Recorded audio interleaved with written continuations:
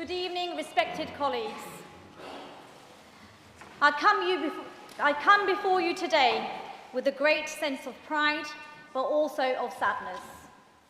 These are my very final comments as Civic Mayor of Tameside, and very soon I will have handed over my chain of office, ending what has been a tremendous, fulfilling and humbling year, and probably the most insightful 12 months of my political life.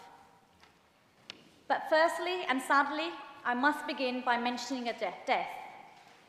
On March the 11th, we lost Barbara Lowndes, a stalwart of Tameside voluntary sector. Barbara was one of the pioneers who created the Denton West Community Association and its centre on Hume Road. She received an MBE for services to the voluntary sector and was also a former member of Denton Urban District Council. I'm sure you'll join me in sending our strength and love and condolences to her family. So much has happened in the last 2 months since I gave my last full council speech. Little more than a week ago, my consort, Dr. Parvez, and I had the tremendous honour of welcoming the Princess Royal to our borough when she visited the East Manchester Community Boat Project at Portland Basin. We have also had our recent elections, and I would like to welcome the 3 new members of Tameside Council, Councillor Khalil Khan of St Peter's, Councillor Stephen Barton of Stalybridge North, and Councillor Christopher Halligan of Hyde Werneth. I'm sure they'll prove to be dedicated and committed members who work hard for all residents of their respective wards. I must also thank those who stood down on May the 2nd. Jan Jackson, Dave McNally, and Jim Fitzpatrick. I wish to give public recognition to the vast amount of amazing good work they have done to their wards, their dedication and their years of service. I wish them well in their future. Another milestone came on April the 1st when the Metropolitan Borough of Tameside celebrated its Golden Jubilee. It was founded back in the spring of 1974, bringing together the towns and villages from Lancashire and Cheshire, and giving them more control of their own affairs than they enjoyed when so many decisions were taken in faraway Preston and Chester. Over my mayoralty, I have got to see Tameside as it is, and all I have seen is goodness from people. People, and older people in particular, have dedicated their entire lives to doing good in Tameside. I am sure that goodness and dedication will continue over the next 50 years. I look forward to the celebration events that have been arranged over the coming months. So for me, indeed, it has been, and the same has been true of the last 10 weeks. I have been on a bit of a sprint in the final part of my journey to ensure that everyone gets the acknowledgement they deserve. I have continued to do my best to represent the borough and to meet as many groups and residents as possible. When I was installed as mayor last year, as Tameside's first Muslim mayor and Tameside's first ethnic minority mayor, I said I wanted to bring our borough's residents together by celebrating diversity and showing what each community contributes to Tameside and how they all make it a better place.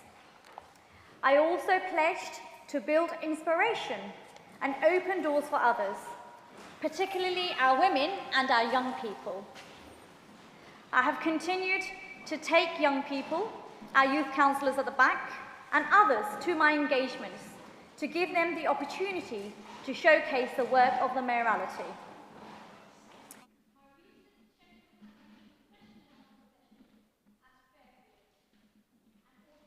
Schools.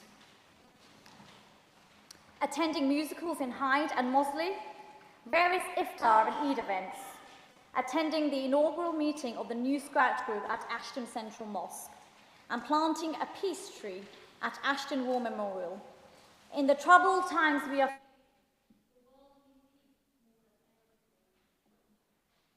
I have presented Arts Awards and Business Awards and attended an International Women's Day event at the Tameside College restaurant. It was also a pleasure to go to Seal Park in Mosley to attend a charity football match and a family fun day in which Greater Manchester Service raised funds for Manchester Children's Burns Camp and the Being Fund.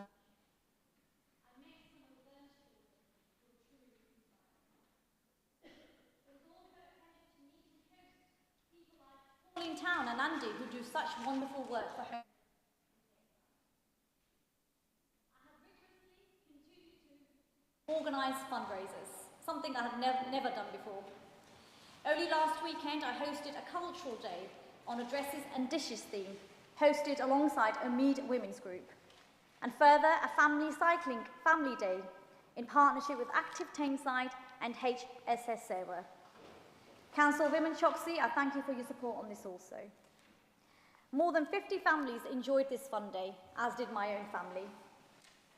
I was also supported by the Sajida Foundation and Friends for a Mount Snowdon climb, and Amin Chowdhury and Friends for organising a Mayoral Badminton Cup. Further, and as a finale, ladies led by Councillor Naila Sharif, Hush Hamdeed Ladies, a musical night was organised for my charities. Thank you to each and every one of you. All these were to raise money for my annual appeal fund, comprising of Home Start, Host, West African Development, and We Shall Overcome, helping our homeless. I realise it may take some time to work out the final tallies, but I hope I have done them proud. They are causes very close to my heart, and I know all the money will be put to good use. In closing, I would like to say what a tremendous honour it has been to represent Tameside as its civic mayor over the past 12 months. As a woman, as a Muslim, as someone from the ethnic minority community, as a Mosley councillor, and as a resident who is immensely proud of this place we call home. Of course, I couldn't have done the work alone, and I'd like to thank all those who have helped me, including my staff in the Mayor's office, my attendants, my esteemed chaplains, and my fellow Mosley ward councillors. I must say a special word of thanks to my family, and especially to my husband, Faisal Parvez, for his constant support as a council. I'd like to thank every member of this council for your constant support. Finally, I want to extend my very best wishes to my successor, Councillor Betty Affleck, and to our new Deputy Mayor, Councillor Shibli Yalam. I'm proud of you both, and I know how hard you work and will continue to do so.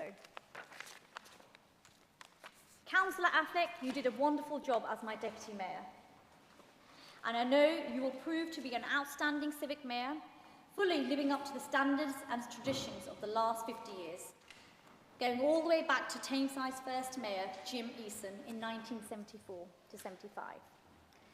Many thanks for allowing me to serve you and this beautiful borough of Tameside. And it is beautiful. Don't let them tell you otherwise. It has been a humbling journey and a true honour. Thank you. I now hand back to the Chair of Council, Councillor Joe Kitchen. Members and officers, please stand. Civic Mayor and Council Chamber to this room.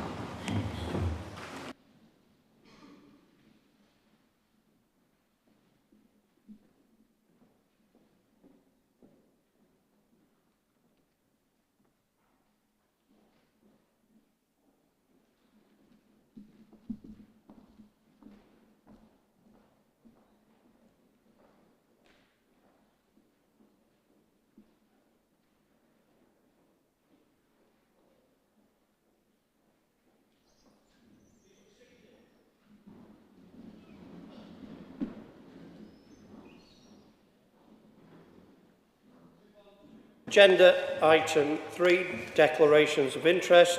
Is there any? No. Agenda item 4 is the election of councillors.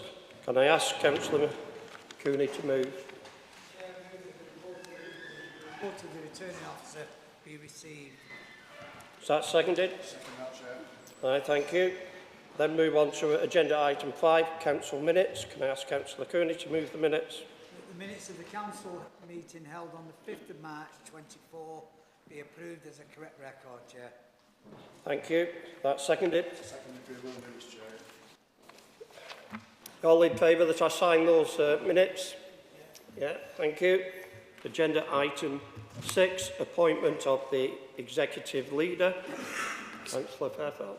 Thanks, Chair. To move that Councillor Gerald Cooney be appointed Executive Leader of the Council. That's seconded. Councillor North. As there is no others, are you all in favour? Please show. That's carried. Thank you. Now move on to agenda item 7, appointments. Chair, Oh, sorry, Executive Leader to speak at this stage. I've got no problem if you want to skip through everything, Chair. First of all, members, officers of the Council, before I begin, I want to take the opportunity to welcome all Tameside councillors, both those returning and those newly elected. Whether you're from the Labour Party, Conservative Party or no party at all, advocating for your community as the democratic representative is one of the highest duties a person can be called upon to carry out. I look forward to working with all of you in the coming months and the years ahead. Anybody who has ever been involved in an election knows that the hard work begins long before polling day. This year was the additional complexity of the GM mayoral election as well, which required the carrying out of 2 separate counts following the election itself. Despite all this, our election staff once again carried out their work with diligence, dedication and efficiency. I'd like to thank you all for those who stepped forward to ensure that the democratic process once again ran smoothly in Tameside. As is a tradition at this full council meeting, I want to thank our outgoing Mayor, Councillor Sharif, and the Deputy Councillor Bessie Affleck for their work representing Tameside over the past year. Councillor Affleck will now tonight assume the position of Civic Mayor of Tameside for 24-25 municipal year. This year is especially poignant as we celebrate the golden jubilee of Tameside's creation as a local authority. Councillor Affleck will be the 49th person to wear the mayoral chain, a line stretching back to Jim Easton in 1974. And I know that, aided by her deputy, Councillor Shibley Allen, her brother and consort Declan, Chaplain Reverend Robert Balfour, she will be exemplary representative for Tameside and its communities. I also want to pay my respects to those who have left us for their dedicated service and commitment to the borough, and this includes not just outgoing councillors, but also council officers. In particular, our 4.5 decades of public service, our Head of Environmental Services, Mike Gurney, who has decided after much deliberation that now is the time for him to retire. It is impossible to tell the story of Tameside without Mike. During his career, he was deeply involved in some of the most dramatic and historic incidents in our borough's history. And it was his work in the bereavement services where his personal touch was most felt. Many residents mourning families and friends, Mike was a kind and calm presence. His guidance, support and advice brought invaluable comfort and consolation to people in their most difficult moments. I therefore want to formally thank Mike on behalf of the whole council for his untiring efforts over his career, and I wish him and his family the absolute best as he moves on to a new chapter in his life. In addition, our Director of Public Health, Debbie Watson, is pursuing new opportunities as she leaves for her role at Warrington Borough Council. Over the past few years, Debbie has been a key officer, not just throughout the COVID-19 pandemic, but also facing some of the borough's most entrenched issues around public health and life expectancy. Her expertise, leadership have been invaluable, and I wish her too the best of luck as she progresses further in her career in public life. Moving on to other business, following the inspection of Children's Services by Ofsted at the end of last year, I'm happy to announce that we now have finalised a comprehensive, wide-ranging 3-year improvement plan. This improvement plan takes a whole organisational approach to delivering on the 4 key priorities. Priorities that we have identified as being necessary to ensure that we deliver the absolute best quality of service for those children and families in Tameside who require our support.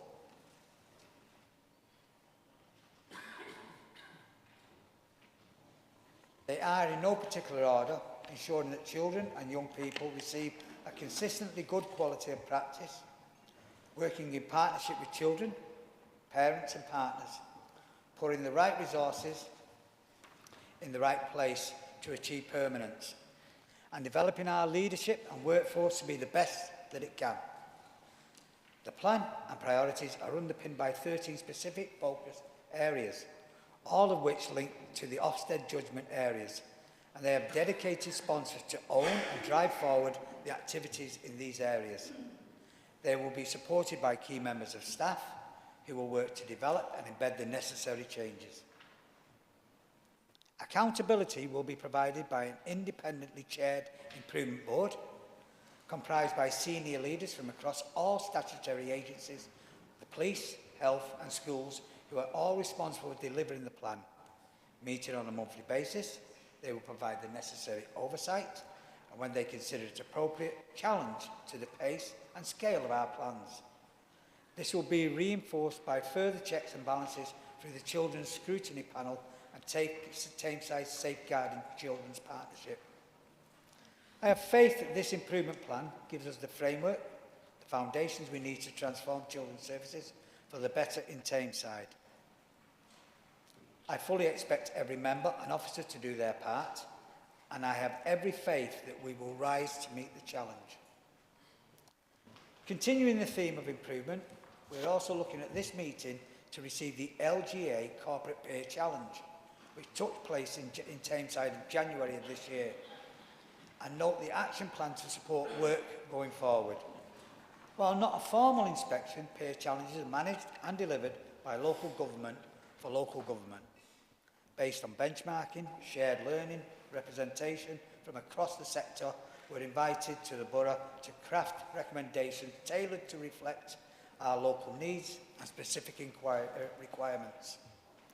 Despite the challenges Tameside Council has faced over the last 14 years, including the pandemic, the cost of living crisis, having its budget cut by £200 million, the peer review has found that it has motivation, talent, leadership to make the changes necessary to create a good and more prosperous borough. Among its key findings, the panel agreed that the Council's leadership is totally committed to taking Tameside forward and making the changes this requires. Additionally, it outlined the exciting opportunities that exist across Tameside, not least through the Ashton Moss and Godley Green schemes and in the various town centres. The peers also found that a vast amount of work had been carried out over many services to put in place the capacity, skills and culture to make the changes necessary to realise the Council's vision. Further work will ensure the authority has the consistency, the depth and what it needed for the scale of its ambition. I welcome the LGA's peer review team's findings. It confirms our belief in the borough and its potential. I'm delighted that we have recognised that Tameside has a new leadership team that believes in the borough, has made positive changes, wants to continue with that change. Our new corporate plan, which was adopted in March, is quite intentionally an upbeat document. It looks at the future with confidence and to focus on us, Tameside's abundant talents and resources to generate growth and a better standard of living. I want to thank the LGA and the peer review challenge representatives for their time and effort in carrying out the peer challenge. I look forward to seeing how we will turn their recommendations, many of which we gave them, into reality over the coming months.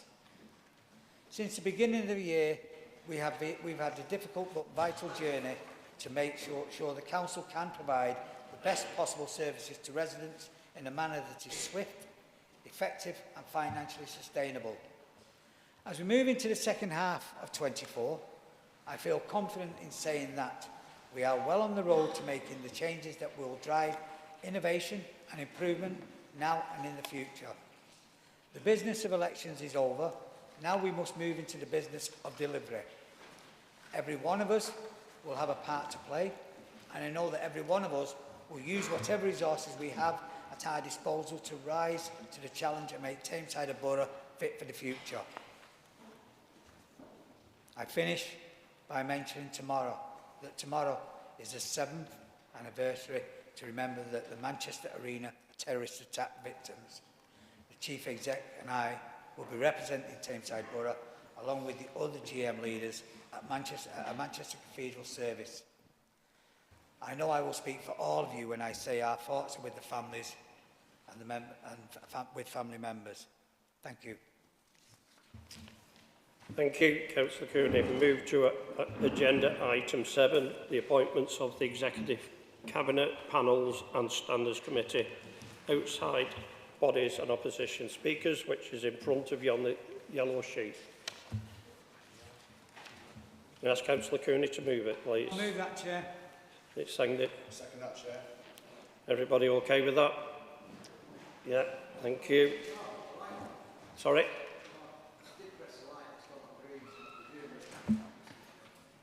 Yes. It's the first time I've seen had sight of this. Yeah. I've got an issue with it, so Right, Councillor Holland, Councillor, just give me a minute. As long as I've been on the council, it's presented at the AGM of the council. If you have any other issues, anybody here, take it up with your chief whip. Thank you. We're now moving on to agenda item 8, the calendar of meetings, and this is for 2 years. Can I ask Councillor Cooney to move it, please? The calendar meetings, Chair, for 24, 25 and 25, 26 be agreed as set out in the report circulated with the agenda. I'll second it. Second that, Chair. Okay. Everybody okay with that? Yeah. Thank you. Now move on to agenda item 9, Executive Cabinet meetings. Can I ask Councillor Cooney to move the 2 sets of minutes? The minutes of the meeting of the Executive Cabinet held on the 27th of March 24 and the 24th of April 24 be received and the recommendation contained herein be agreed. I'll second it. Second those minutes, Chair. Any questions or comments on these? Councillor Dickinson. Thank you, Chairman. Executive Cabinet, 27th of March, item 145. Reading these minutes, it's a déjà vu moment, really. The Civic Hall roof, Staley Bridge, was priced originally at $750,000. By the time the work was carried out, it had risen to $3.5 million. Ashton Town Hall, 5 years ago, the works were $3.4 million and a recommendation saying that the works would limit any further deterioration. 5 years later, with no works carried out, and we are now being told the $3.4 million will only cover basics, and the full cost now is estimated at $8 million. The report says cost increase is due to extremely high levels of construction costs inflation between 2020 and 2023. I have found reference to construction costs increasing 38% from February 2020 to February 24. So at that rate, a project of $3.4 million in 2020 would now be $4.7 million in 24. So even accepting further deterioration, how we get to $8 million beggars belief. The common denominator in both projects mentioned is that the estimates are from Robertson's, with the LEP procuring. It will be a long time until the town hall can be fully repaired with costs like these, and so we will wait perhaps another 5 years, and the cost doubles again. And who knows, in that time the town hall deterioration could be so bad that there is no value at all in repairing it. I have said many times in council, it is time to projects like this were subject to market forces and put out to tender to simply give the work to Robertson's and claim the figures are independently verified is not enough, especially working on a contract that was drawn up 15 years ago, which can't possibly be value for money in today's terms. There is no better way than to go out to the market, and yet the recommendation is to enter this contract with the LEP. Whilst the money might be grants, it is still public money, and to say Ashton Town Hall roof has increased from 3.4 million to 8 million because of inflation and deterioration is just unbelievable. Thank you, Chair. Thank you. Does anybody else wish to make any comments? Ask the Executive Leader to respond.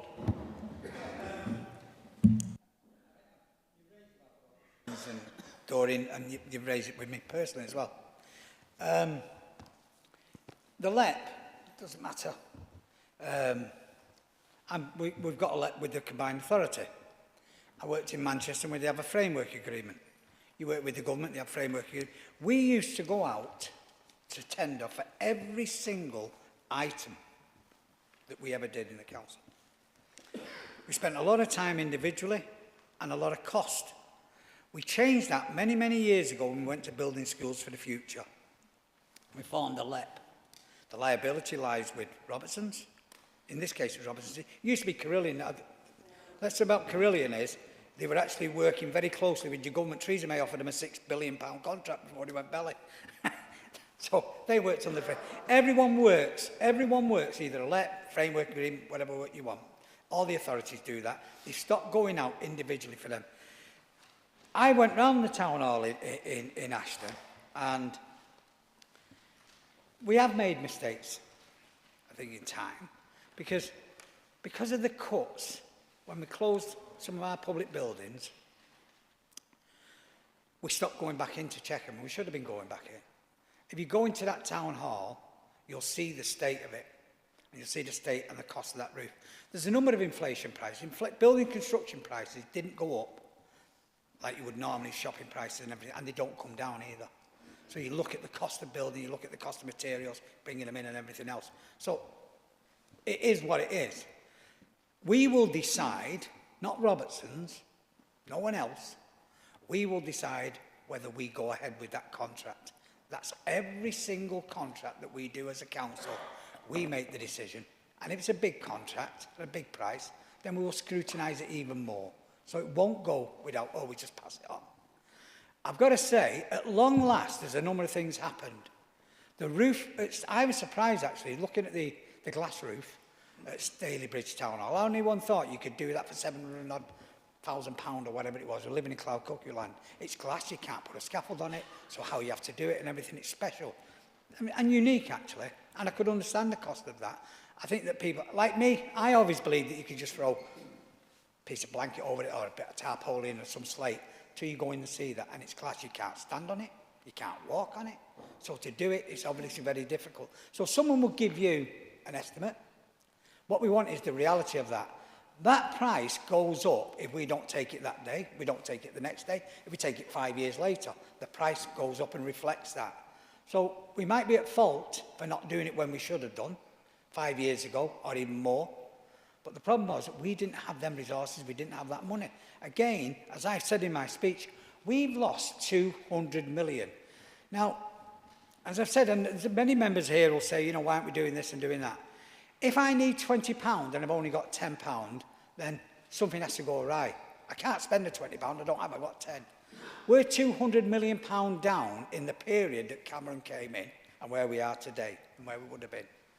So things happen and things get put to a side. And when you do that, if you don't look after any building, and everyone knows, deterioration happens and it gets worse, gets worse, gets worse. So what might not seem, we might do it for £1 million, £1.5 million or whatever, by the time you get round to it 8, 9 years later, you're in trouble. You've got a major problem. And you only have to look at Hyde Library. You go in there, you know what I mean, there's nothing left of that. So Robertson's, doesn't matter whether it's Robertson or anyone else, the liability lies with them. If it's not right by us, it doesn't get done. But no one, everyone works on a LEP, framework agreement, whatever, they all do that. We used to go out to tender on every single job. It'd come to the committee. And we wouldn't know who it was, the officers, and the officers said, right, of the three, that's the number one that won it. That's how and it was awarded to them, whoever it was. I can remember when I first had education, before we did building schools for the future, we were being sued for £5 million over the building that we'd gone to tender, our architects had drawn up, it was chaos. that wasn't the only one. We built schools that didn't have a kitchen.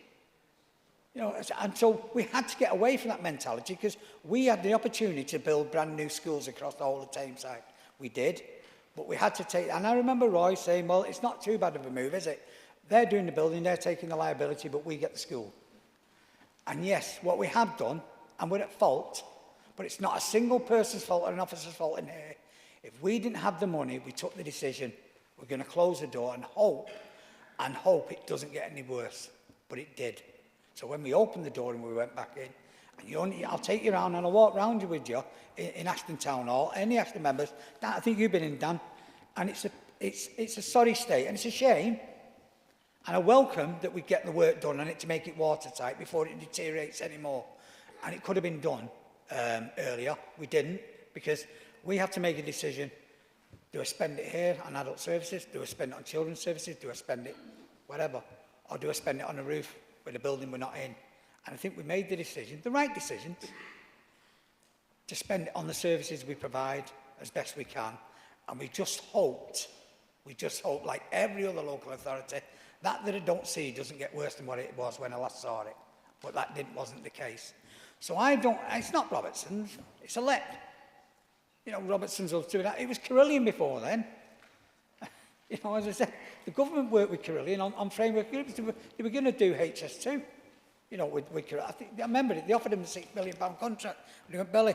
So you'll always have one of them. You're never, ever going to go back to a load of people estimating the price of an individual job, coming back, surveyors and everything that goes with it.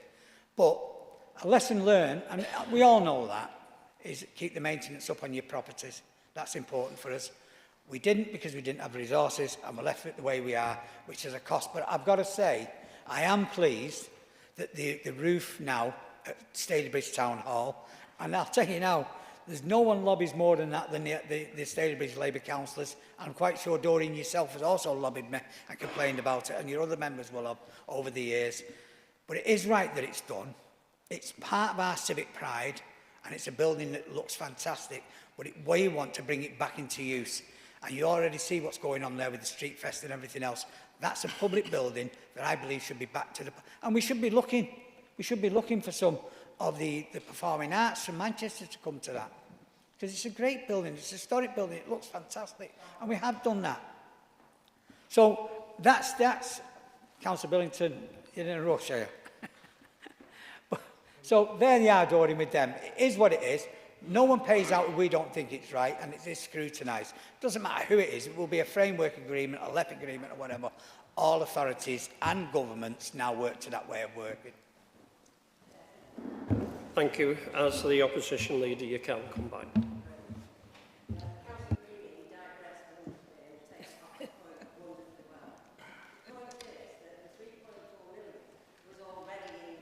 From a bid. It's nothing to do with, well, do we spend on education or do we send children's or whatever. It was already there. And apparently it's still there. So why we waited 5 years, I don't know. Because it's going to go up. And as I've already stated, even with inflation, it would only be 5 million now. Where 8 million's come from, I've no idea. You want to pay it? That's fine. I'm not aware there was a previously 3.4 million somewhere. I'm not aware of that, Dory. I do know that on the agreements that we've got now, and the levelling up and everything, there's money there of that equivalent. If you've put on about years ago that we'd put 3.4 million aside for that roof, I'm not aware of that, Doreen. Now, you might be able to show me, I'm not disputing that, but I'll tell you now, I don't know where we were going to have that before. We're having it now, and we're using it, yes. Councillor Billington, you'll be the last one, and then I'll ask the executive leader. It's just a point of order, Chair. We've got a very important agenda tonight. We've got the Children's Services report, and what I can see from tonight is we have Labour councillors filibustering, taking the time to make sure that we go for the 6 o'clock cut-off so you can have your buffet for the mayor making. It's absolutely bang out of order. I don't think you need to respond to that, Councillor Cooney. Well, I can do. No, I'm not. There's only me spoke. Doreen asked the question. If you didn't want the answering, then don't ask the question. Right, I'm moving on now. Can I ask you all, if you're happy to receive these minutes, please show. Thank you. We'll now move on to agenda item 10, which is the Standards Committee that met on the 26th of March. I'm going to move them. Are they seconded? Yeah, any questions or comments on them? No? Are you all happy to receive them? Thank you. We now move on to agenda item 11, the Ofsted Action Plan. Councillor Fairfield to move. Thanks, Chair. Just to move that the recommendation is set out in the report be agreed. Thank you. Councillor Boyle, you second that motion? Agree the recommendation set out in the report. Okay. Councillor Khan. Ladies and gentlemen, Councillor Khan here. The slogan, "Every child matters," is a noble sentiment coined by the Labour government in 2003. It should be more than just words on paper. It should be a guiding principle that informs our actions and decisions, especially here in Tameside and in my ward, Ashton St Peters. Regrettably, it seems to be just that, a hollow slogan devoid of real meaning far too many of our children. We cannot turn a blind eye to the distressing reality that confronts us. My constituents tell me young children, some barely out of primary school, being used in dangerous web of drug trafficking and exploitation, knife crime and youth violence. The surge in violence within our community for children and adolescents is not just alarming, it's a stark reminder of the urgent need for action. Only last week, in my ward, youth were throwing fireworks in a restaurant where families were enjoying a meal, yet no action was taken by authorities. My constituents tell me they are scared to walk the streets, fear of being harassed and assaulted. Our children deserve better. They deserve to grow up in an environment where they feel safe, valued and supported. It is our duty as leaders to ensure that they have access to resources and opportunities they need to thrive. Investing in our children is not just a moral imperative, it's an investment in the future of our community. We must expand our youth services, provide better access to sports facilities and create safe spaces where our children can learn, play and grow. For example, in my ward in Ashton St Peters... Councillor Khan, you've got 2 minutes. I'm going to finish, just bear with me.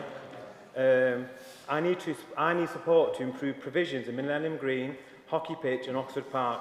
But beyond infrastructure and programmes, we must also demand accountability. We cannot ignore the glaring failures that have allowed these injustices to persist. We need answers, we need transparency and we need action. My fellow council members, the time for complacency has passed. Councillor Khan, thank you very much. Could you please sit down? You're not here to make a speech, you're here to ask a question on the action plan. In my ward, I am now moving on. Councillor Costello, please.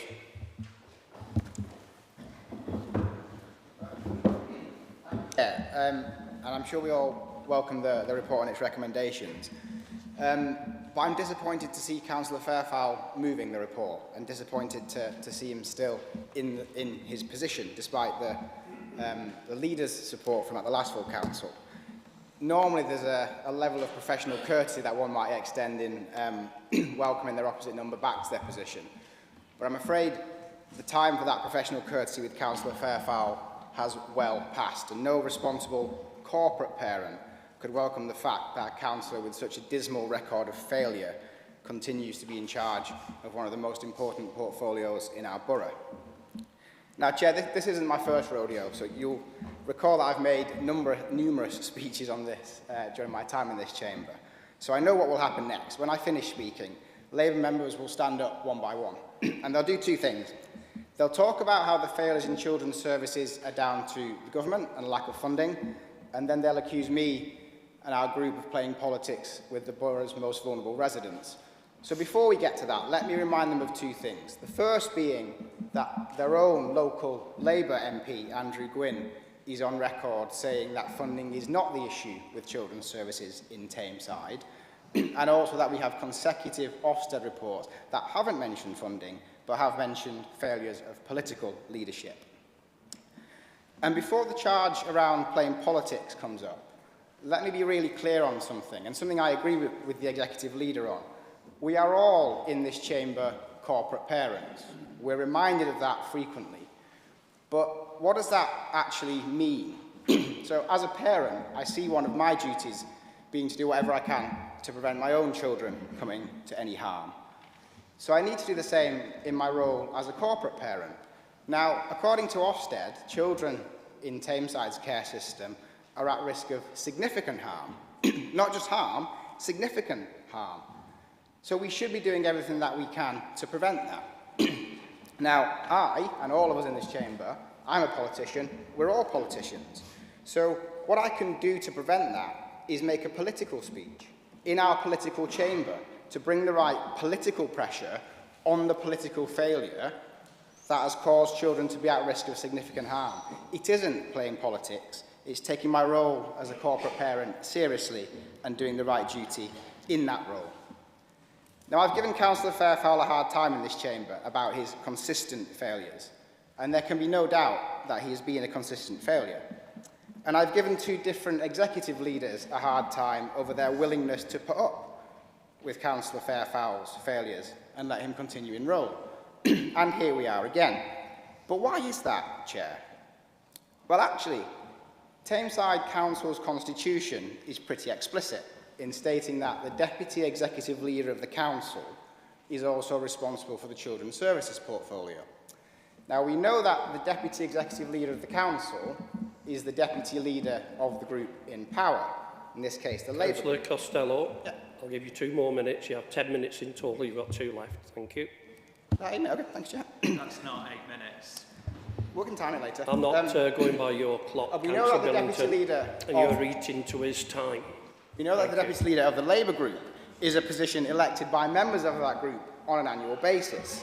So, in plain terms, Chair, and recognising your warning on time, the 48 remaining Labour councillors in this chamber have got together in the last 19 days, knowing everything that Ofsted have ever published, and consciously voted for Councillor Fairfowl to keep his position as the Executive Leader for Children's Services.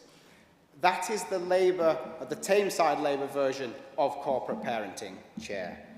Voting to maintain the failure and voting to maintain a situation in which children are put at risk of significant harm.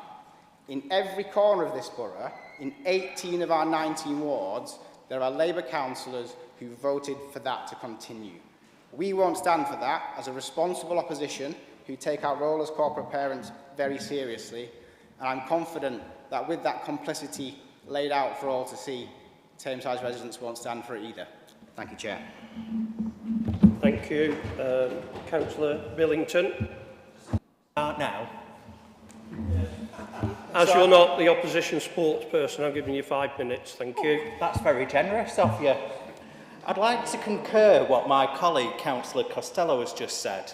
There is a failure of leadership. What sort of message does it send to staff that those at the very top get to keep their jobs for failure, yet those below them are scapegoated and thrown under the bus?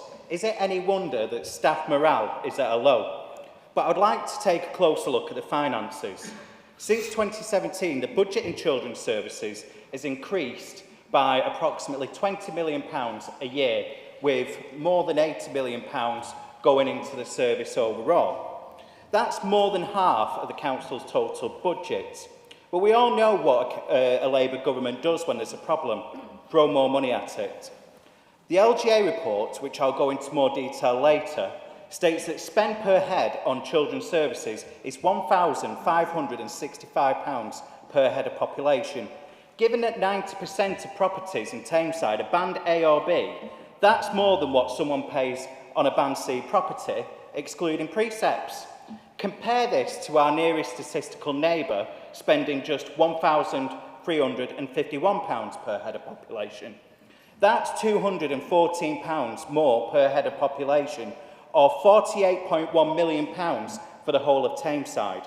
With proper financial management, that's an additional £48.1 million a year that could be spent on keeping our streets clean, not having to dim the street lights, not having to increase parking charges, not closing swimming pools, fixing potholes, attracting Councillor town Billington, centres and building you're supposed to be affordable responding homes. to the Stop Ofsted interrupting action me. plan. Stop I the am clock, David. interrupting We're you. pausing the clock. You're not eating into my time, love. So, Councillor Billington, Yeah. please be seated. beg your pardon. Please be seated. When the chair stands, you have to sit. Okay? I am now moving on. Okay? I haven't finished. Councillor Khan has indicated to speak again. I shall not be taking you. I'm now moving over How is this to democracy? the executive You have leader of the let council her to go on respond. for 20 minutes banging on about what she's done as mayor. You've allowed him to go on for Billington, half an hour please sit going down. on about what's Please going on sit in down or I'll council have to today. adjourn It's the absolutely meeting. Right. Can I adjourn the meeting for 5 minutes?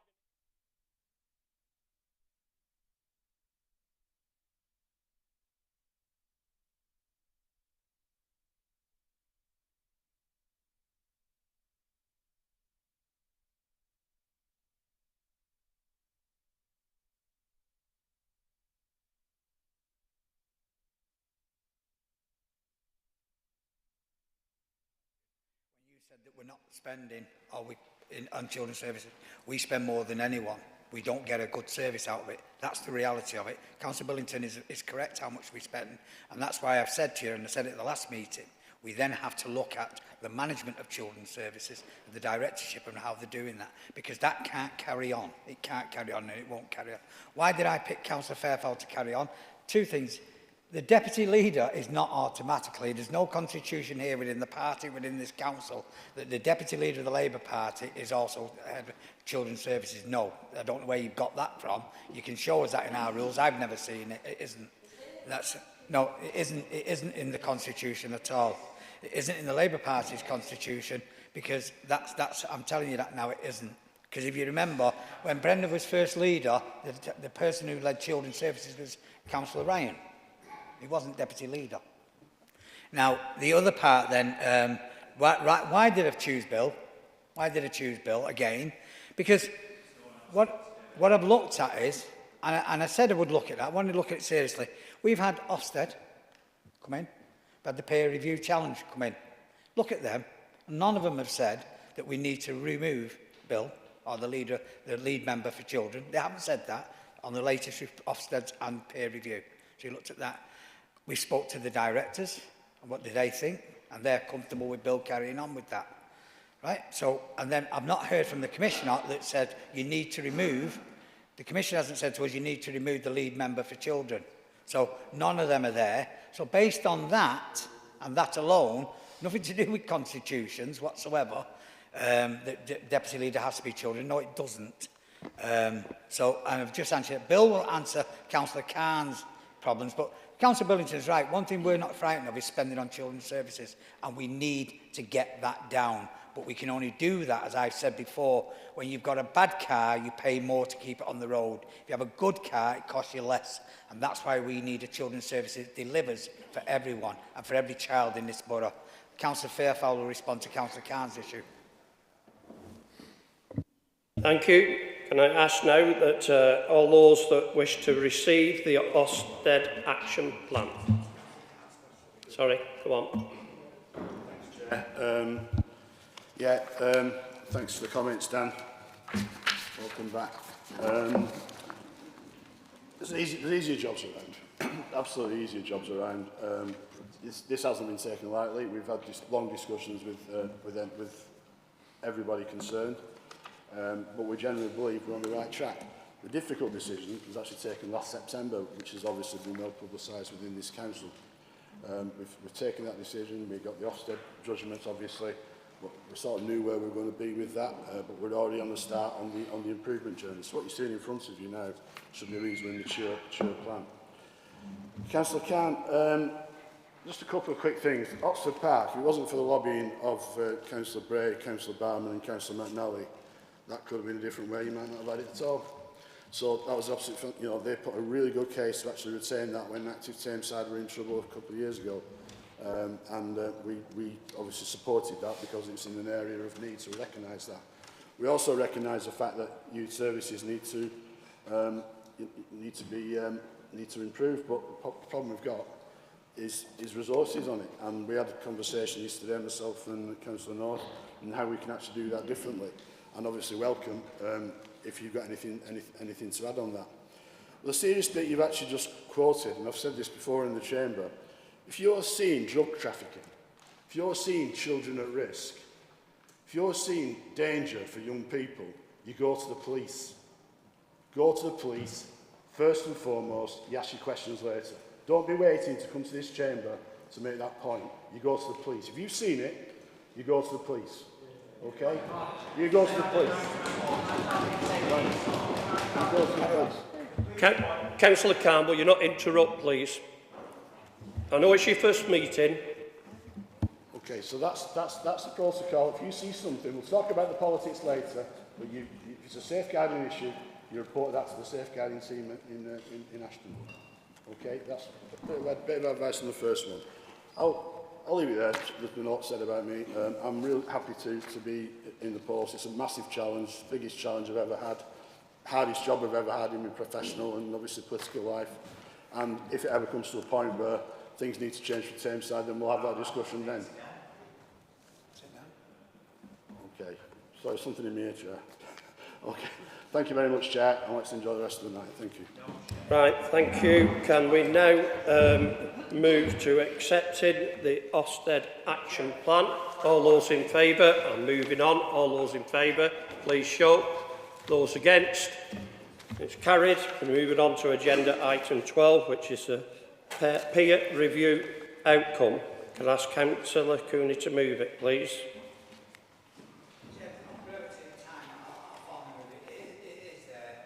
Everyone to see. Is that seconded? Second, Chair. Questions or comments on that? No? Are you all in favour of that then? Councillor Billington? I have 10 minutes on this because I am shadow Depends what you're talking about. First Deputy for Finance and Performance, so I just thought I'd let you be aware of that. So I'll Your start... sarcasm isn't wanted at this meeting. Councillor Well, Billington. let me give you some Okay. advice. If you No. don't want the butties curling, put some foil over it. It's not the shadow speaks, You. the leader. You're not the leader, you've got the shadow of brief, so you're having 5 minutes. You're I'm not the having shadow brief, any actually. longer, and you want to watch your conduct in these meetings. You're continually interrupting people and shouting things out. That is not I your strongly role. consider you We wrong. have The passed way in that you are here the treating Standards members Committee tonight is disgusting. minutes, and that Standards Committee applies to everybody in this room, Bring it on. including you. Bring it on. So you now move. Go on. So, has anyone seen Team America World Police? It's a great film, a cinematic masterpiece. If you haven't seen it, I'd highly recommend it. Anyway, there's a scene where Hans Briggs is asking Kim Jong-il for UN inspectors to be allowed full access to search for weapons of mass destruction. You might be asking why I'm bringing up Team America. Well, looking at the report and the recommendations, you've done really well to pull the wool over the eyes of the LGA inspectors. If Tameside did have weapons of mass destruction, I'm sure the pension fund would have sold them off by now, but I do digress. The average person from Tameside will be scratching their heads at the recommended next steps as a priority for the council. It's mainly coming up with even more plans and creating compelling narratives. What people want to see is action. Action on addressing the declining number of jobs in the borough, action on declining our town centres, action on bridging the attainment gap in education, action on clean and safer streets, action on children's services, problems that have accumulated under 47 years of Tameside Labour control. But the devil is in the detail. The report is critical of spending in children's services, which I mentioned before, but it also highlights that users of adult social care services reported the lowest rate of satisfaction compared to our nearest statistical neighbours. But only last month at full council, you was giving Councillor Taylor, who is responsible for adult social care, a pat on the back with the leader saying what a great job he's done. Is it any wonder that you have your own councillors turning elsewhere for help? Just last week, there was an email to the For the Many podcast, hosted by Ian Dale and Jackie Smith. A councillor named George Jones, was it? No, George Newton, asked why did Labour lose 4 seats when they should have won? And how does Tameside Labour stay fresh and appealing to voters after 45 years in control? Jackie Smith, a personal friend of Andrew Gwyn's, advised getting rid of some of the dead wood. Well, looking at the room, there's plenty of it. But given the responses from the executive leadership, it's business as usual and full steam ahead for more decline and decay. This side of the chamber won't hold our breath for change. The Labour Party continues to be oblivious to the mess that they have created. But if this election has taught us anything, it's that people are waking up and have had enough of Labour, and I welcome our new colleagues, Councillor Halligan, Councillor Khan and Councillor Barton. And I hope that in a spirit of cooperation, we can work to deliver on the priorities for local residents. Thank you. Councillor Cooney to respond. It is the peer review. It's a positive review. I have seen Councillor Billington's radio broadcast or whatever. There's a different. Well, I know it wasn't. To be fair, Liam, it was between. It was either George Newton or George Jones. They were asking both, weren't they, on there? But either way, it's. Do you know what? We are obliged to have the report. They will come back. My view is it's positive, and it's important that we. And I've been in now 2 years now today, basically, but that we are scrutinised, and I like that, and I welcome that, because otherwise, if you're carrying down and you're going down the wrong roads, or you need help and support, I don't have a problem asking for that. And I do think the peer review was very positive. It looked at us, and it gave us a good, positive report. So I welcome that. We are obliged to, and they will be coming back to review that. Is the motion agreed? Yeah, please show. Anyone against? No. It's carried then. Agenda item 13 is the appointment of a monitoring officer. Councillor Cooney. Pursuant to Section 5 of the Local Government Act and the Housing Act, Arlene Johnson, Borough Solicitor, also known as Head of Legal Services, will be appointed as a monitoring officer with immediate effect, Chair. That's seconded. Yeah. Everybody okay with that one? Yeah. Thank you.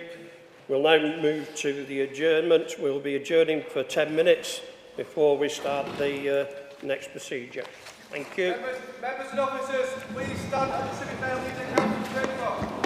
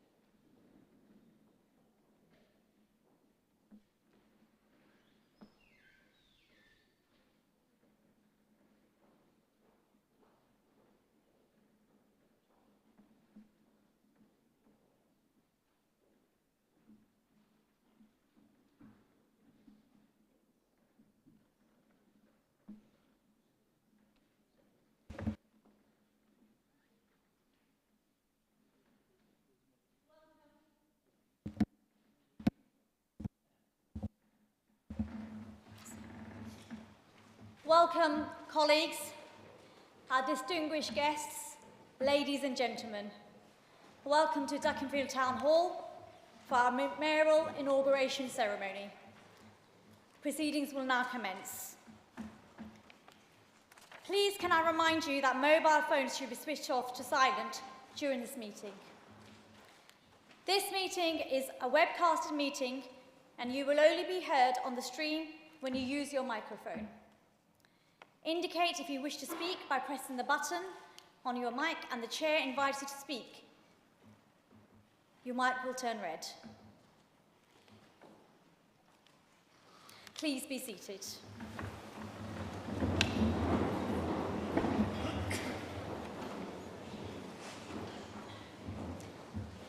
I call upon Councillor Jacqueline North to propose a formal motion of the election of the Civic Mayor.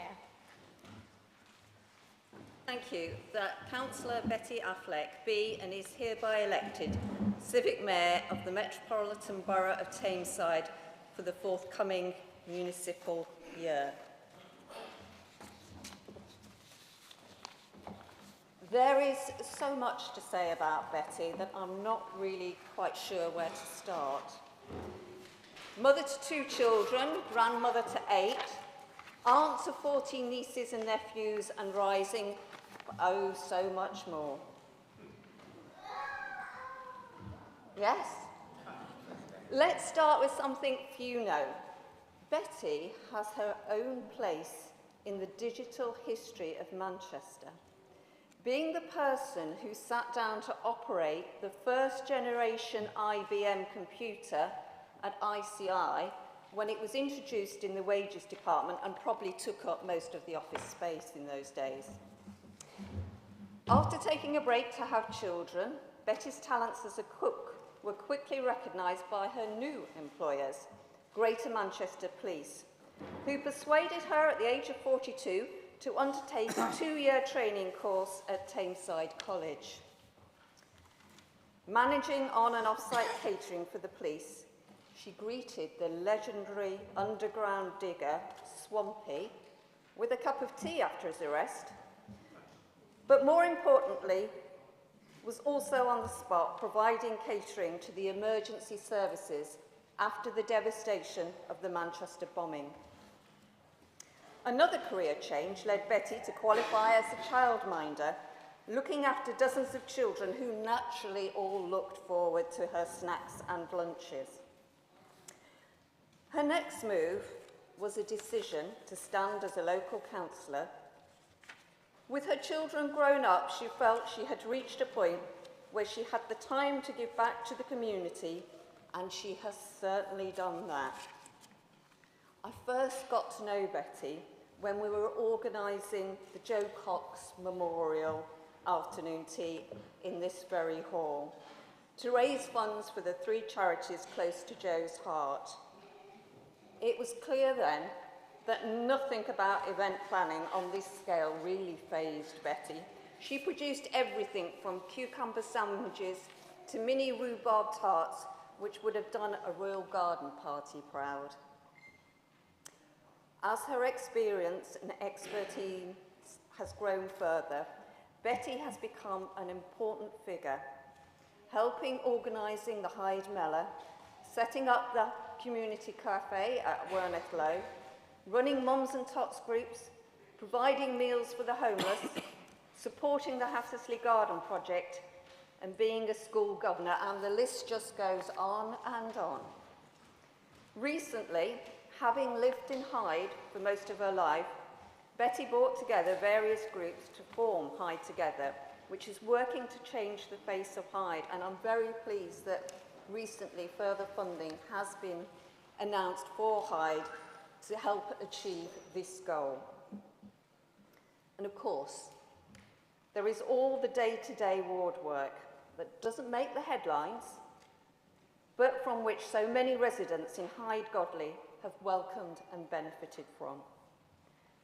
And Betty fitted all this work into her life despite undergoing treatment for bowel cancer. It is 50 years since Tameside came into existence, And in this special year, I can think of no one better to champion the borough and all those who live and work here. Betty, I wish you and your consort, your beloved youngest brother Declan, a most happy and fulfilling year. Thank you.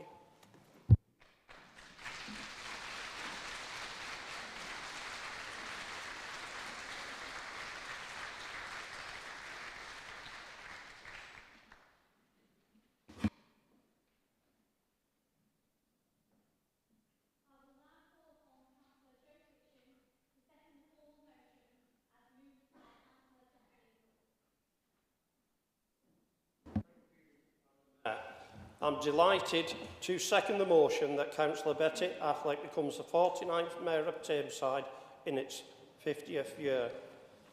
Betty was elected to the Council in May 2015.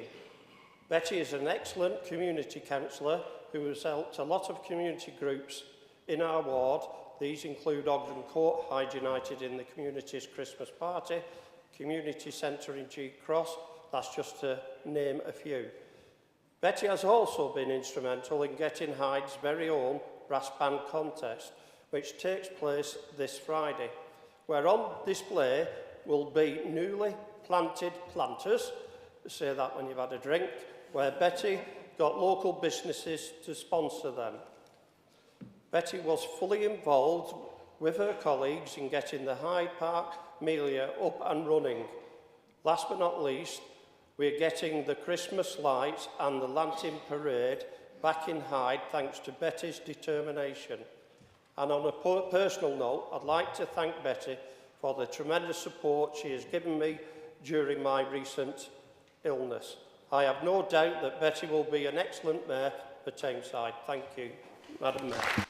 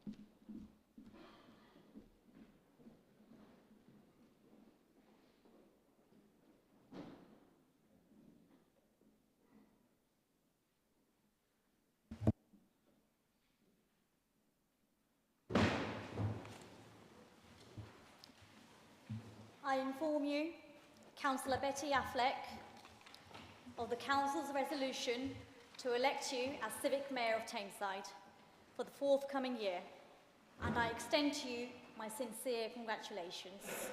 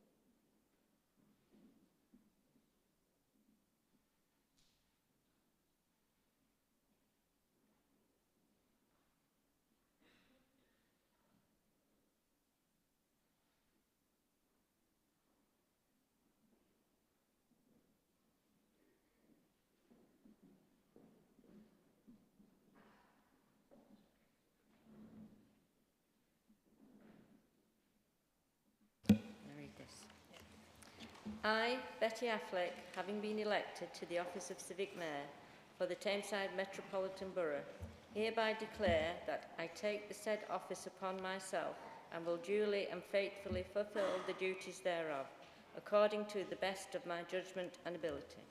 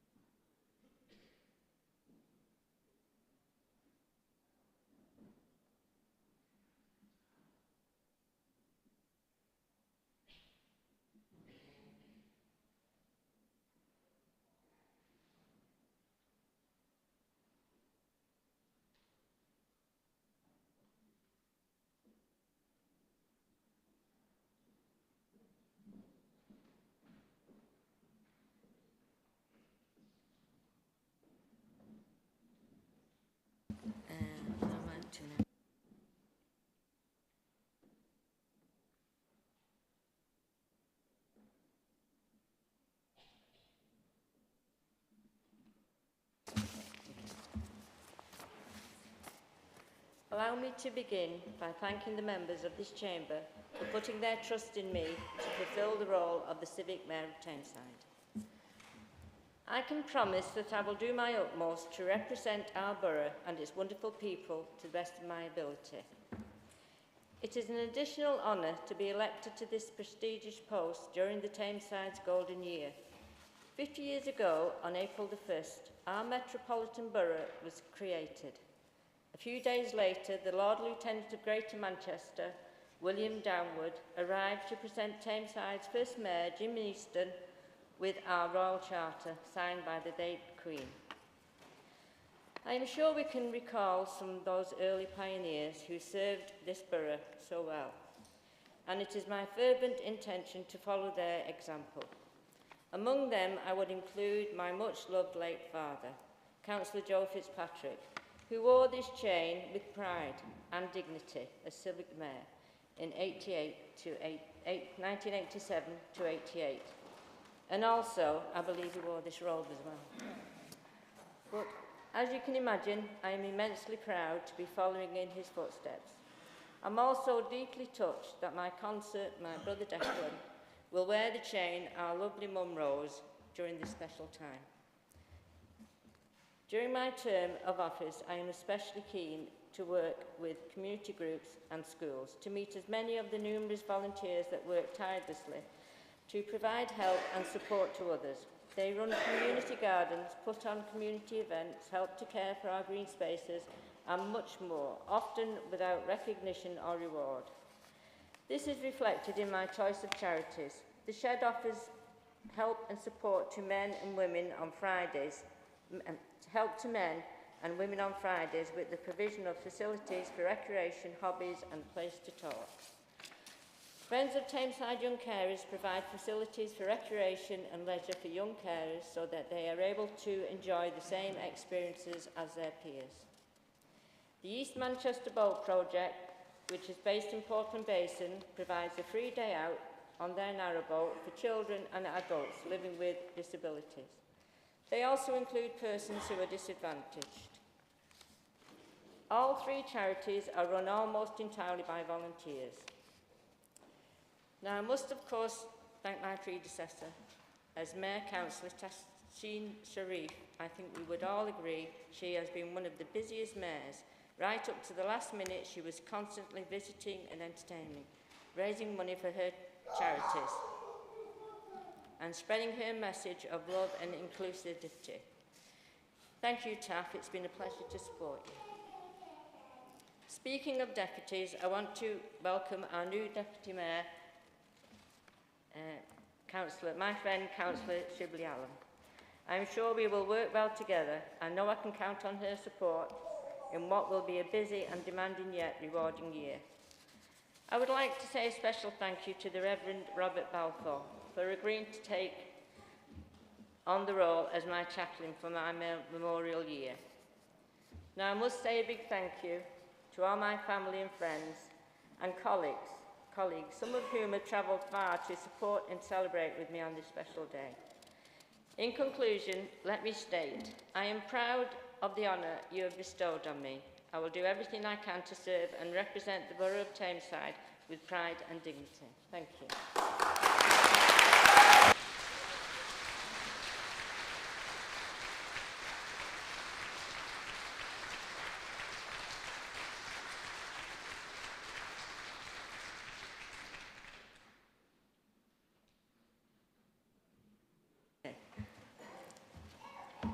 I now call upon Councillor Bolden to move the appointment of the Deputy Mayor. Madam Mayor, first of all, let's say it's a privilege to be able to welcome you as the new Mayor for the municipal year.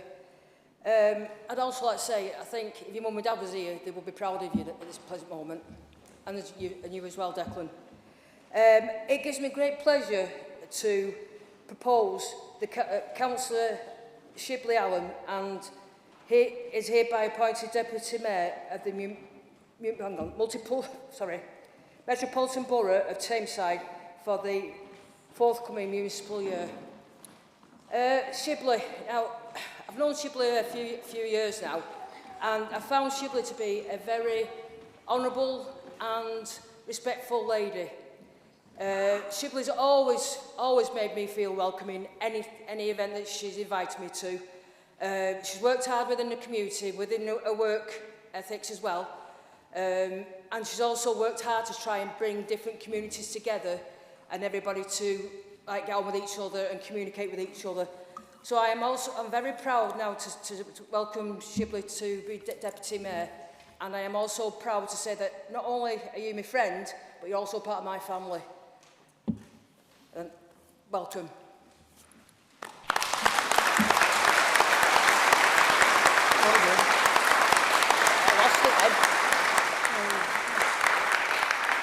Thank you, Councillor Bowden. I now call upon Councillor Roderick to second the formal motion. Thank you, Madam Mayor. It is with great honour that I'm able to second this motion, so I thank you, Councillor Bowden, my ward colleague, for proposing this. Like I say, it is a great honour to be able to second the proposal for Councillor Shibli Allen to be Deputy Mayor for the coming municipal year, because Councillor Allen is a strong advocate for the community. She represents and a tireless public servant. From the time I spent as a candidate in Hyde Werneth and through my time as a councillor for Newton, I've seen the care, I've seen her empathy and her dedication to all the residents of Hyde Werneth. I've also seen how she has grown in her role as a councillor, through contributions in these full council meetings, through her contributions in scrutiny panels, particularly as deputy chair of the place panel, in her roles on the licensing panel, and also on the neighbourhood forum. She has always represented the needs of the most deprived members of the community that she represents. And she does that in all that she does. And of course, Councillor Allen will be our first Bangladeshi Deputy Mayor, and following that, hopefully, God willing, our first Bangladeshi Mayor, which is a statement of our commitment as an organisation, as a council, that we will represent the diversity of our residents in all offices. And also, apparently, she is also very proud that this is not her first, that also she was the first Bangladeshi to pass a driving test in Hyde. So well done.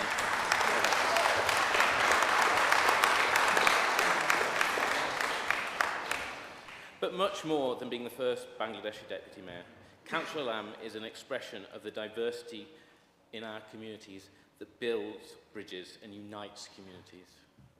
She's a public servant as at home in an iftar or a trustee meeting for the Millennium Park, as she is in a Women's Institute meeting or a trustee meeting at Werneth Low War Memorial.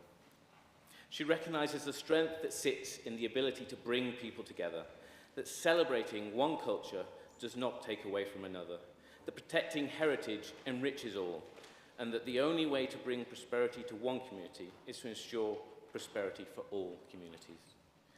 This is the spirit of empowerment and unity, is what inspires her in her work at Diversity Matters, her work on events in Hyde, not least at the Mellor, and it struck me this evening that 2 of our organising committee are now going to be doing civic duties next year, so we'll have a bit more work to do. The Mellor is a real expression of how we want to bring communities together in Hyde.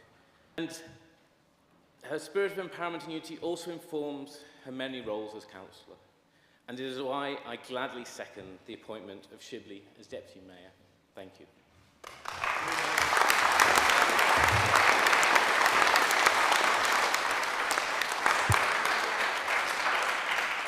Thank you, Councillor Roderick. I now put the motion to the Council that Councillor Alam be appointed Deputy Mayor of Tameside for the ensuing municipal year.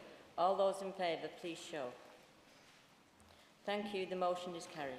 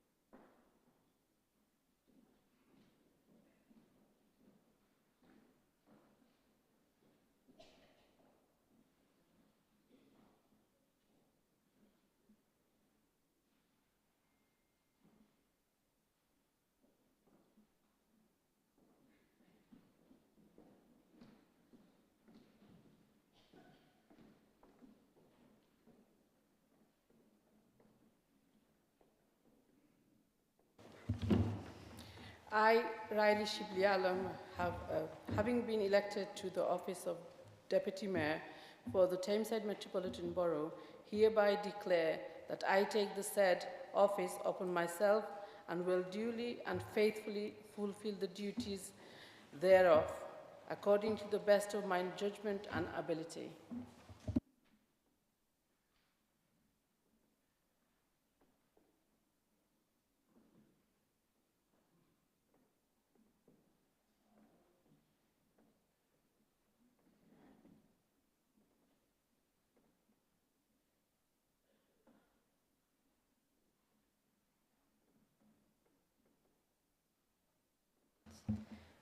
I invite Councillor Allam to say a few words.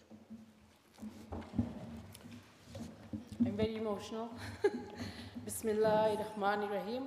In the name of Allah, the most gracious, most merciful. Colleagues, it is great honor to stand before you this evening to accept the office duty Mayor of Tameside, which has been gracefully offered to me. I hope and can do this prestigious post justice in the same way that all the other deputy mayors have done over the last 50 years. And especially my friend and colleague, Councillor Betty Affleck, the new civic mayor, who held the post in 2023 and 24. Also, I would like to thank my consort, my husband, Mohammed Khairul Alam, my father, my mother, my children, my family, friends, my wonderful colleagues, my hard-working campaigners, and the residents of Hyde Burnett. A special thanks to Jim Fitzpatrick for always supporting me and always supporting and mentoring me. Also, I would like to thank Dawson Primary School, Hyde Bangladeshi Welfare Association, and Diversity Matters Northwest. I can promise that I will certainly work hard as a deputy mayor. I am very proud of our borough, and I want to represent Tameside and its residents to the very best of my ability. I know I can look forward to your support. Thank you, Tameside Council, and everyone here. Thank you very much.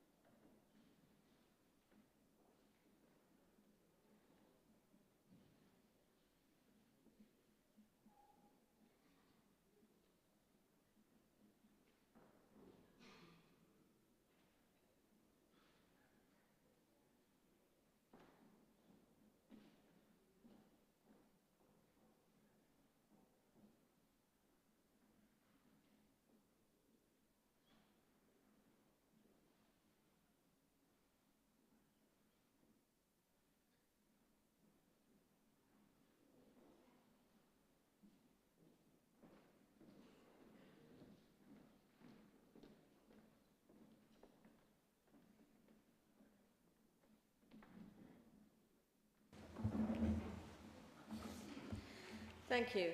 It is now my pleasure to propose a vote of thanks to retiring civic mayor and consort. I am sure members will agree that Tafeen and Faisal have worked extremely hard during their year in office. They have conducted their duties with great dignity and have been excellent ambassadors for this authority. I am delighted to move the vote of thanks and to wish them well in the future. I understand Councillor North is to second this vote of thanks.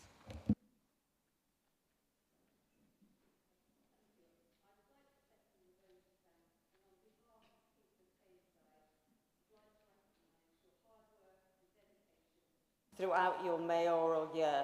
Thank you both.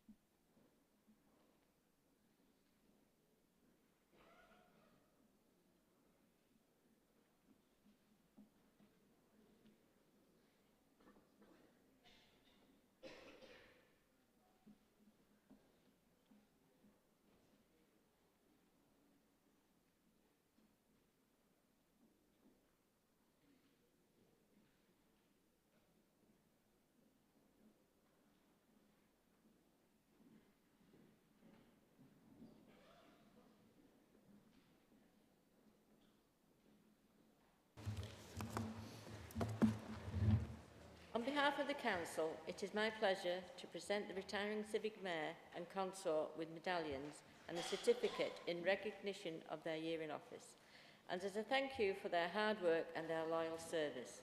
I therefore ask Tafeen and Faisal to step forward to receive these gifts. I've done that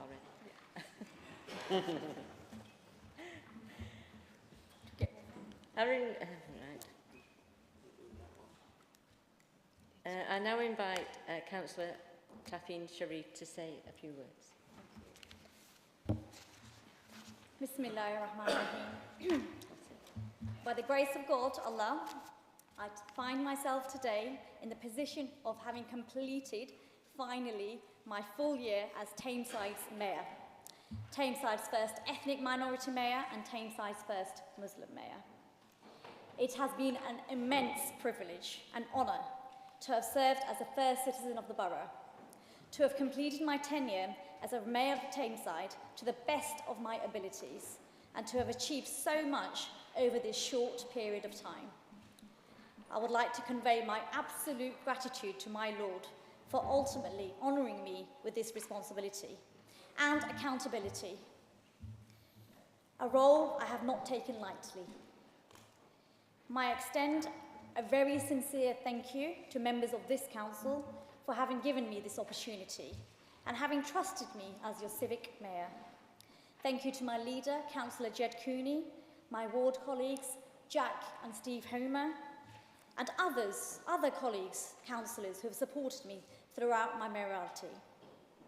I would like to thank my outstanding chaplains, Imam Ghulam Moeddin and Imam Olasheni Junaid. Done a terrific job, thank you. Both have been very charismatic, sharing with us their prayers and words of wisdom in the responsibility bestowed upon us as elected members. When I set out a year ago, I made it very clear that I would make a visible difference in the role, provide opportunities and inspire others into positions of responsibility, to build aspirations for our youth and bring our varied communities closer together. I believe I have delivered to the best of my abilities on all fronts and made a difference in some ways. Although, of course, there is much work to be done. I have achieved a lot in my 13 years in politics and lifelong community work, but what I have learned in the mayoral year, I have not experienced to this level in my 13 years. I have seen so much goodness in Tameside. I have met so many individuals and voluntary organisations and businesses that are an absolute credit to us. People who are so selfless, quietly getting on, but are yet giving so much to our communities of Tameside. They are all giving their time, their energy, their passion into making the beautiful borough Tameside is. It would be amiss of me not to particularly thank our volunteers in my retiring speech. Thank you to each and every volunteer in Tameside. Throughout my tenure, I have ensured that I could meet as many of our young people as possible.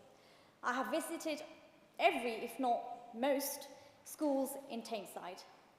And whether it's for awarding presentations, career talks, or mini mayor making for our younger children, each time I have tried my best to create inspiration, sharing my own life journey, encouraging values of hard work, resilience and determination, values instilled in me by my own parents who had nothing.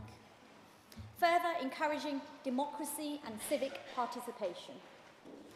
As the first citizen of this borough and the first ethnic minority mayor and the first Muslim mayor, and as your ambassador, I felt it incumbent on me to show all our beautiful cultures, creating an understanding and thereon love to bring our people together furthermore.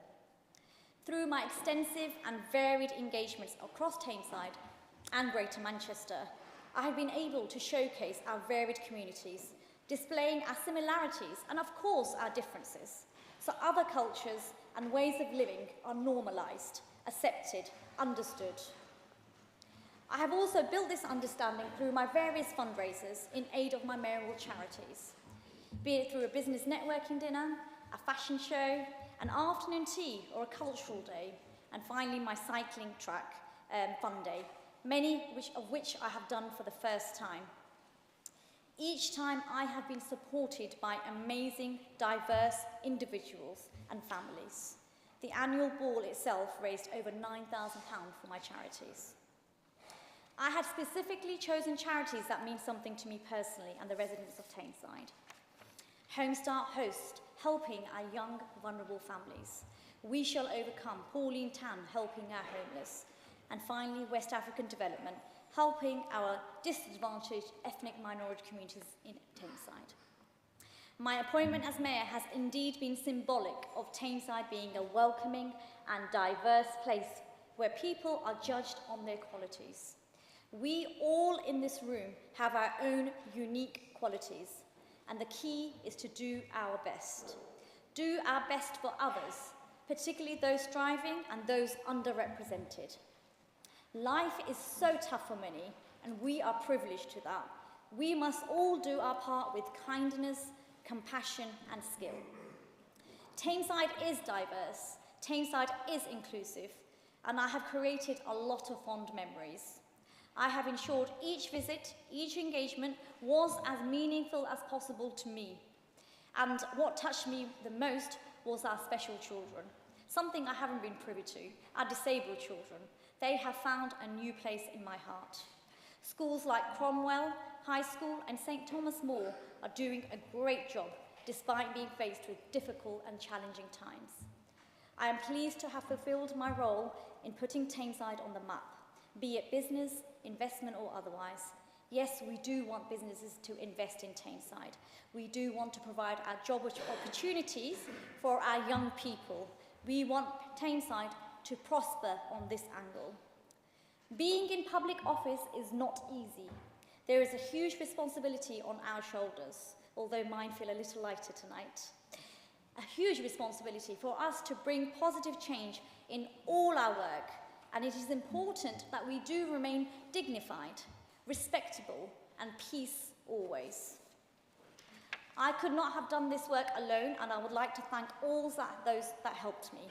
I would like to thank my staff in the Mayor's office, Natalie, Amy, and a tribute to Christine, who I would particularly like to thank publicly. My attendants, Joe and Tim, who have been absolutely fantastic, a credit to us in Tameside. My esteemed chaplains, each consort and guest that has accompanied me in my journey. It was my way of appreciating many posts personally known to me across Tameside. I would also like to particularly thank all those that have supported my fundraisers. Robertson for all the bookings they had with my fundraisers and their sponsorship. For every person and business that worked with me, organised, attended, contributed, helped or donated a raffle prize. I can't name you all, but I am forever thankful to you. A particular thanks to my good friends who have helped me on every single fundraiser. Some have even cooked for my parlour visits. You know who you are. God bless you all. The media have been absolutely outstanding. Our local journalists, Tameside correspondent, Tameside reporter, About Tameside, and international channels, our very own Ashton's Arif, who has been with me on a fair few engagements all throughout the year. I thank each and every one of you for your coverage.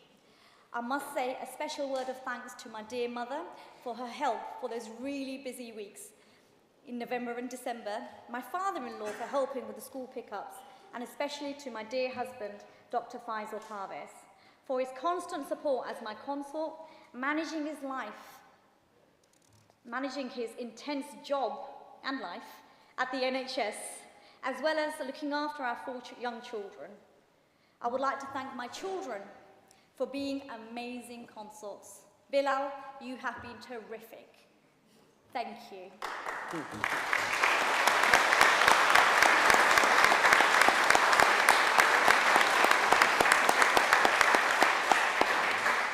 And finally, I would wish to extend my very best wishes to my successor, Councillor Betty Affleck, to our newly Deputy Mayor, Councillor Shibli Alam. Councillor Affleck, you did a wonderful job as my deputy, and I know you will prove to be an outstanding civic mayor in your own special way. I am proud of you both and know how hard you work in the community for many years and will continue to do so in office. You have my ongoing support. Many thanks for allowing me to serve you in this great borough of Tameside. It has been a true honour, a privilege, a humbling, and I would argue a life-changing experience. Please, each of you continue to work hard and bring peace and justice to our borough, our country, our world. They need us. I hope you have been proud of what I have achieved for our borough as Tameside's mayor. And now on to my next chapter. Thank you.